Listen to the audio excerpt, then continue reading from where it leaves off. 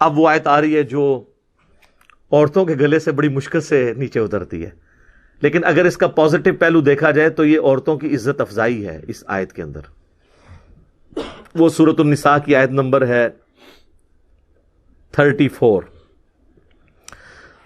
الرجال قوامون علی النساء، مردوں کو ہم نے حاکم بنایا ہے عورتوں کے اوپر۔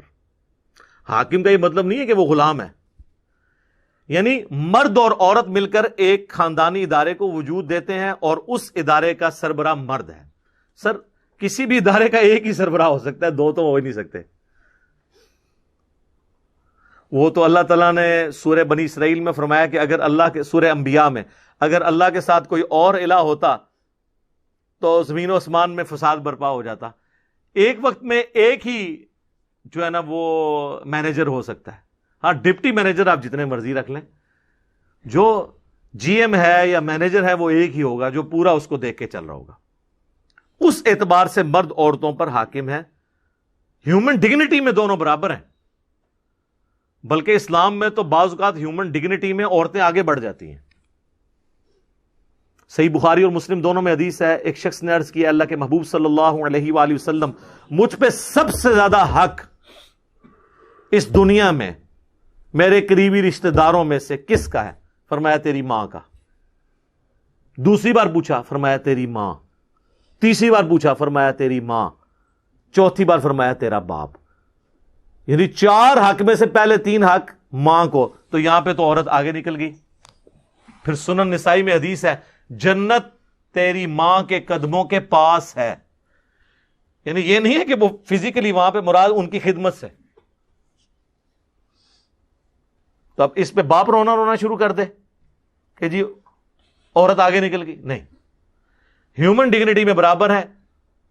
بعض جگہ پہ مرد کو اللہ تعالیٰ نے کسی معاملے میں اوپر کیا ہے اور کسی جگہ پہ عورتوں کو۔ خیر یہ ایک ڈیٹیل ٹاپک ہے، میری یوٹیوب پہ ایک ویڈیو ہے، تمام شادی شدہ اور غیر شادی شدہ لوگ وہ ویڈیو ضرور دیکھیں، وومنس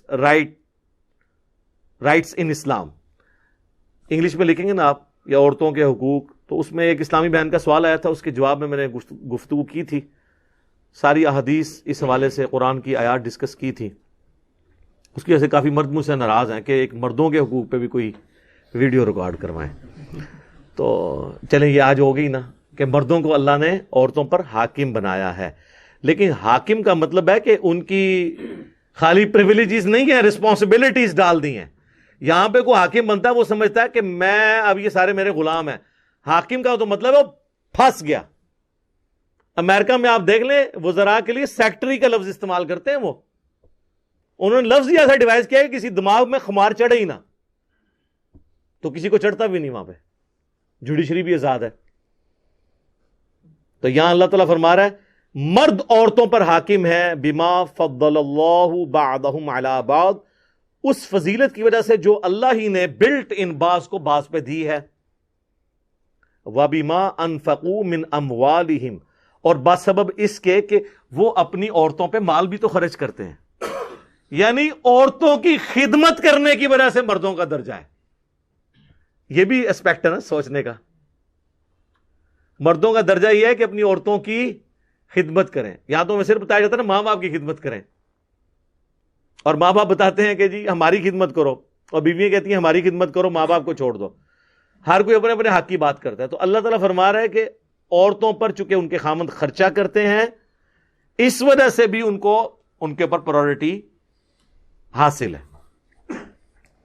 جان کی امان پاؤں تو عرض کروں کہ آپ بھی تو اپنے علماء پہ خرچہ کرتے ہیں، لیکن حاکم وہ بنے ہوئے ہیں۔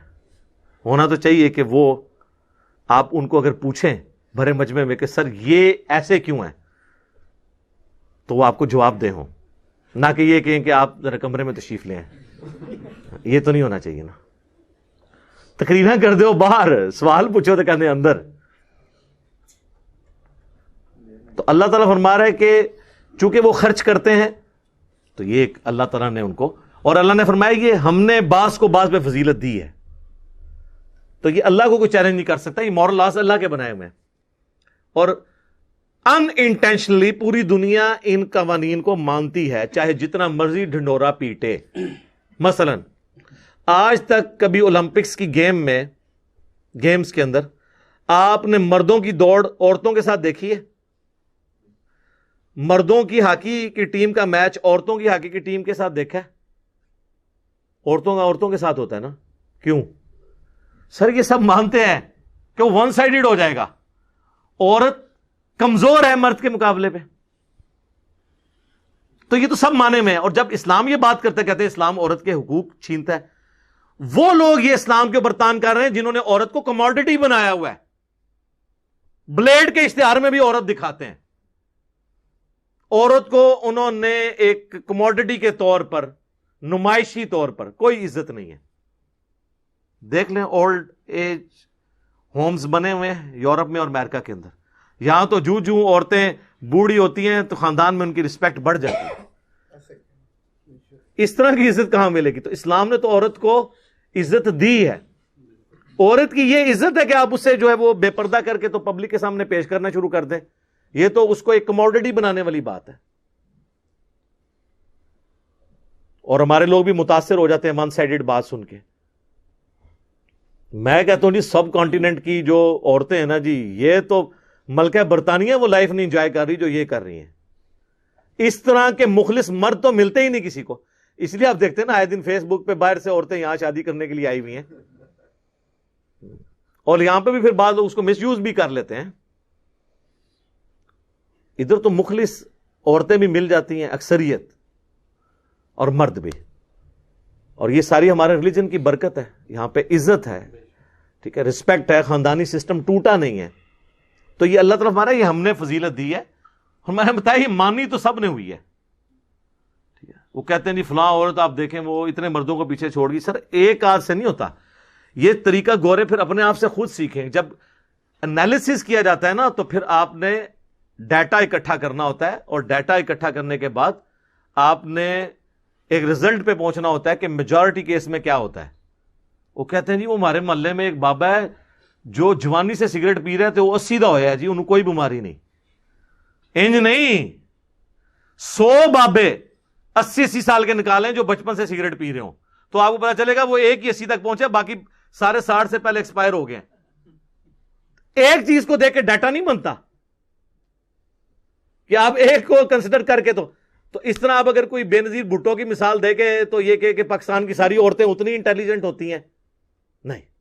اوور آل عورت جو ہے وہ اپنے, قرآن میں تو یہاں تک ہے اس کے اوپر بھی لوگ اعتراض کرتے ہیں. سورہ زخرف میں اللہ تعالیٰ نے فرمایا کہ یہ اللہ کے لیے بیٹیاں تجویز کرتے ہیں, جبکہ عورت کو تو اللہ نے ایسا بنایا کہ وہ جھگڑے کے وقت اپنی گفتگو بھی صحیح طریقے سے کنوے نہیں اگلے کو کر سکتی.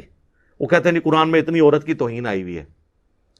سر بے نظیر سے زیادہ کانفیڈنٹ لیڈی میں نے نہیں دیکھی. مجھے کئی سینئر آرمی کے آفیسرز نے بتایا کہ باقی پرائم منسٹرز کا تو ہمیں نہیں پتا, لیکن جب بے نظیر پرائم منسٹر تھی نا تو ہم پوری اپنی وہ پریزنٹیشن تیار کر کے آتے تھے, اور اس کی اتنی یاداشت تھی کہ وہ جب پریزنٹیشن دیکھتی تھی نا تو کہتی تھی 3 سلائیڈ پیچھے جاؤ, فلاں جگہ یہ کاما غلط ڈالا ہوا ہے, یہاں پہ اسپیلنگ غلط ہے, اس کا اس کے ساتھ ربط نہیں بن رہا. اور کہتے ہیں باقی وزیر اعظم کا یہ حال تھا کہ وہ شربت پی کے اور چائے پی کے اٹھ کے چلے جاتے تھے, ان کو پتہ بھی نہیں چلتا تھا. لیکن اسی بے نظیر کو میں نے جیو کے پروگرام جواب دے کے اندر دیکھا ہے کہ جب اس سے اس کے بھائی کے قتل کے بارے میں پوچھا گیا تو وہ اپنے جذبات پہ قابو نہیں رکھ سکی, وہ اپنا مائک اتار کے اٹھ کے چلی گئی. اسے بولا ہی نہیں جا رہا تھا کہ آپ پرائم منسٹر تھی اور آپ کے دور کے اندر آپ کے بھائی کا قتل ہو گیا, تو اسے اپنے جذبات پہ قابو نہیں رہا, حالانکہ اتنی کانفیڈنٹ لیڈی. تو اوور آل عورت کو اللہ نے کمزور بنایا ہے, رقیق القلب بنایا ہے. آپ دیکھیں عورتوں کو رونا جلدی آتا ہے بچوں کی طرح ایز کمپیئر ٹو مرد. کہتے ہیں مرد کو درد نہیں ہوتا, لیکن ہوتا ہے درد مرد کو بھی.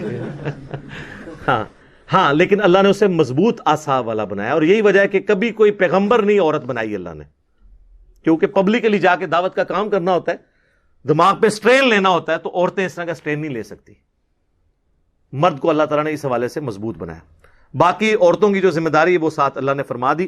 فَالصَّالِحَاتُ قَانِتَاتٌ حَافِظَاتٌ لِلْغَيْبِ بِمَا حَفِظَ اللَّهُ. تو نیک عورتیں وہ ہوتی ہیں جو اطاعت گزار ہوں, حفاظت کرنے والیاں ہوں, مردوں کی غیر حاضری میں, یعنی اپنی عزت کی حفاظت کرنے والی اللہ کی حفاظت کے ساتھ. وَاللَّاتِي تَخَافُونَ نُشُوزَهُنَّ. اور اگر تمہیں کسی عورت سے نافرمانی کا اندیشہ ہو, فَعِظُوهُنَّ وَاهْجُرُوهُنَّ، تو پہلے انہیں نرمی سے سمجھاؤ، پھر انہیں الگ کر دو، فی المضاجع، اپنے بستروں سے، وَضْرِبُوهُنَّ، اور پھر بھی باز نہ آئے تو ان کو مار بھی سکتے ہو، لیکن مارنا یہ نہیں کہ وحشیوں کی طرح مارنا ہے، جس طرح ایک چھوٹے بچے کو تھوڑی تنبیہ کے لیے مارنا ہے، اس پہ چہرے پہ نہیں مارنا، جسم پہ نشان نہیں پڑنا چاہیے۔ فَإِنْ أَطَعْنَكُمْ، پھر اگر وہ اطاعت کر لیں، فَلَا تَبْغُوا عَلَيْهِنَّ سَبِيلًا، تو پھر کوئی بہانہ نہ تلاش کرو کہ تم ان کے ساتھ زیادتی کرو۔